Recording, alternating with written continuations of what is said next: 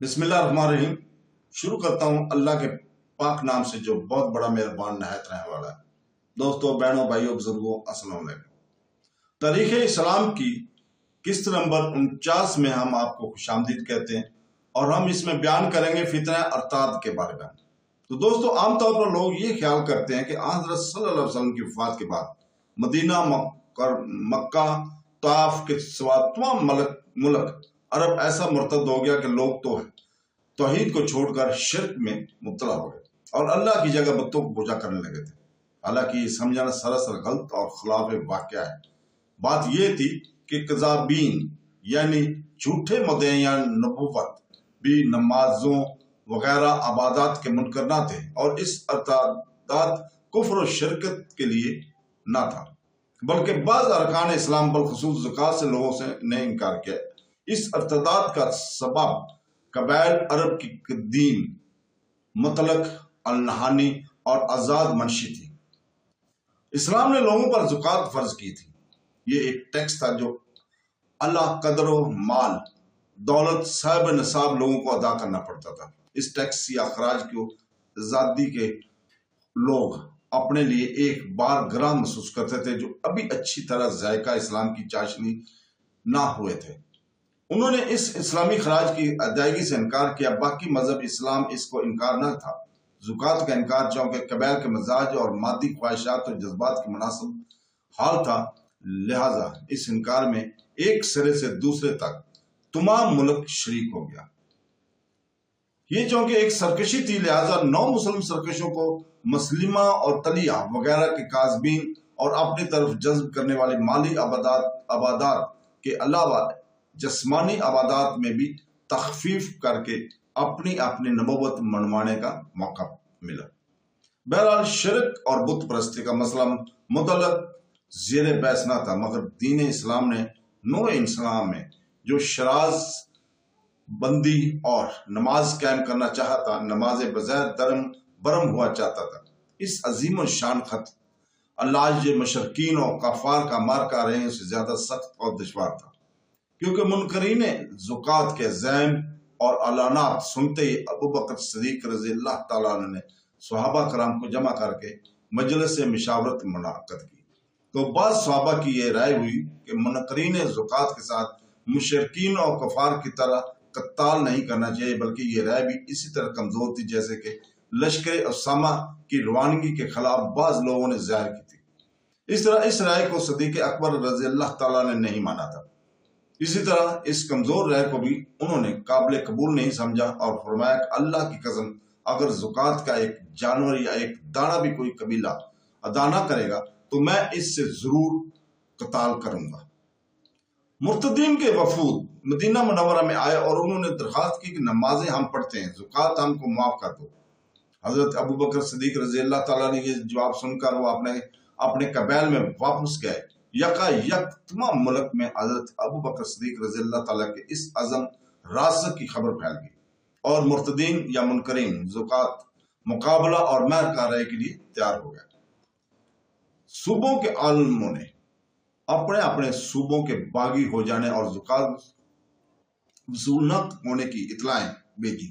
حضرت ابو بکر صدیق رضی اللہ تعالیٰ عنہ نے پوری مستعدی، کامل ہمت اور استقلال کے ساتھ ایک بیدار مغز اور ملک دار شہنشاہیت کی حیثیت سے عاملوں کے نام مناسب ہدایات اور سرداران قبائل کے نام خطوط روانہ کیے۔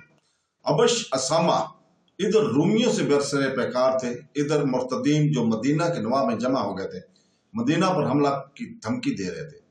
دور دراز کے علاقوں کے مرتدین کے پاس پر شوکت و بعض ستوت تحدی خطوط حضرت ابو بکر صدیق روانہ کر رہے تھے، اور نواحی باغیوں کے حملوں کی مدافعت و مقابلہ کی تیاریوں سے بھی غافل نہ تھے۔ تو دوستو، آپ نے مدینہ منورہ کے موجودہ مسلمانوں کے قابل جنگ لوگوں کو مسجد نبوی کے سامنے وقت مستعد رہنے کا حکم دے رکھا تھا، اور حضرت علی رضی اللہ تعالیٰ عنہ، حضرت زبیر، حضرت طلحہ، حضرت عبداللہ بن مسعود کو مدینہ منورہ کے گرد گشت لگانے اور پہرا دینے پر مأمور کر دیا تھا کہ اگر مدینہ پر کوئی قبیلہ حملہ آور ہو تو فوراً اس کی اطلاع حضرت ابو بکر صدیق رضی اللہ تعالیٰ کو پہنچ جانی چاہیے۔ مقام ابرک میں قبیلہ ابیس اور مقام ذیلقصہ میں قبیلہ زیبان کا جماؤ تھا۔ بنو اسد اور بنو کنانہ کے بھی کچھ لوگ اس میں شامل تھے۔ ابس اور زیبان کو جب یہ معلوم ہوا کہ مدینہ منورہ میں بہت تھوڑے سے آدمی باقی رہے ہیں اور زکوٰۃ کے معاف کرنے سے صدیق اکبر صلی اللہ تعالیٰ عنہ نے صاف انکار کر دیا، تو انہوں نے متفق ہو کر مدینے پر حملہ کر دیا۔ ان حملہ آوروں کو حضرت علی رضی اللہ تعالیٰ عنہ، طلحہ ابن مسعود رضوان علیہ اجمعین نے مدینہ سے باہر روکا اور مدینہ میں صدیق اکبر کے پاس خبر بھیجی۔ ادھر سے بلا توقف کمک روانہ ہوئی۔ مسلمانوں نے یہاں تک ان کو پسپا کر دیا اور وہ ہزیمت پا کر بھاگ نکلے، مگر دوسرے راستے سے دف اور قسم کے باجے بجاتے ہوئے لوٹے، جس سے مسلمانوں کے اونٹ ایسے بد گئے کہ ڈر کر بھاگ کر مدینہ ہی میں آ کر دم لیا۔ یہ حالت دیکھ کر حضرت ابوبکر صدیق رضی اللہ تعالیٰ خود مدینہ سے باہر نکلے اور دشمنوں پر حملہ آور ہوئے۔ مرتدین کو 5-6 گھنٹوں کی خون ریزی جنگ کے بعد شکست فاش حاصل ہوئی اور بہت سے مسلمانوں کے ہاتھوں سے مقتول ہوئے۔ حضرت نعمان بن مقرن ایک چھوٹی سی جماعت کے ہمراہ مال غنیمت تو حضرت ابوبکر صدیق نے مدینہ میں بھیجا اور خود دشمنوں کے تعاقب میں روانہ ہو کر مقام ذیلقصہ تک بڑھتے چلے گئے۔ ادھر دشمنوں کی ایک جماعت نے دھوکہ دے کر اور نظر بچا کر مدینہ پر حملہ کر دیا، چند مسلمانوں کو شہید کر کے مال غنیمت واپس چھین کر چل دیے۔ جب حضرت ابوبکر صدیق رضی اللہ تعالیٰ واپس لوٹے اور یہ حال سنا تو بہت رنجیدہ ہوئے اور قسم کھائی کہ جس قدر مسلمان مرتدین کے ہاتھوں سے شہید ہوئے ہیں، جب تک اتنے ہی مرتدین کو قتل نہ کر لوں گا چین سے نہیں بیٹھوں گا۔ غرض آپ اسی عزم و تہیہ میں تھے کہ حضرت اسامہ رضی اللہ تعالیٰ عنہ مال غنیمت مدینہ میں داخل ہوئے۔ آپ نے اسامہ اور ان کے لشکر کو تو مدینہ میں چھوڑ دیا، وہ ان کا لشکر جو سفر سے تھکا ہوا آیا تھا مدینہ میں آرام کرے اور خود مدینہ کے مسلمانوں کے مختصر جماعت لے کر ذی خشب اور ذی قصہ کی طرف عروج کیا۔ مقام ابرک میں ابس اور زبان اور بنو بکرو وغیرہ قبائل برسر مقابلہ ہوئے۔ نہایت سخت لڑائی ہوئی، انجام کار مرتدین شکست یاب ہو کر فرار ہوئے۔ مقام ابرک میں حضرت صدیق اکبر رضی اللہ تعالیٰ نے قیام کیا اور بنو زیبان کے مقامات مسلمانوں کو دیے۔